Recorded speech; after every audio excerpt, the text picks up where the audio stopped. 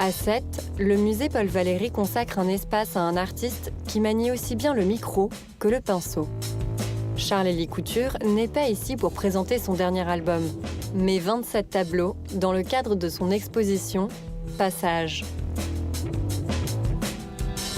L'exposition réunit des œuvres qui ont été réalisées au cours des 5 ou 6 dernières années, c'est-à-dire des dernières années qu'il a passées de manière permanente à New York.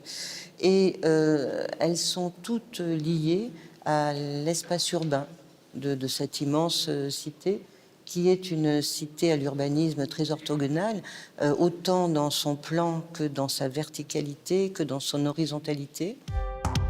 L'univers urbain, à la fois redoutable et rassurant, sonne comme un refrain, une obsession à travers l'œuvre de ce peintre qui chante. Peintre qui chante ou chanteur qui peint?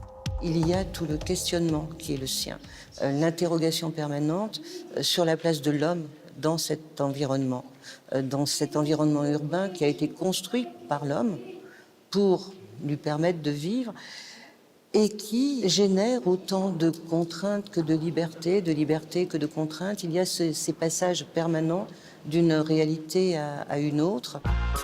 Grâce à la peinture, Charles-Élie Couture raconte ce que les mots ne peuvent pas dire. Cette présence du noir et du blanc qui est l'identité de la ville.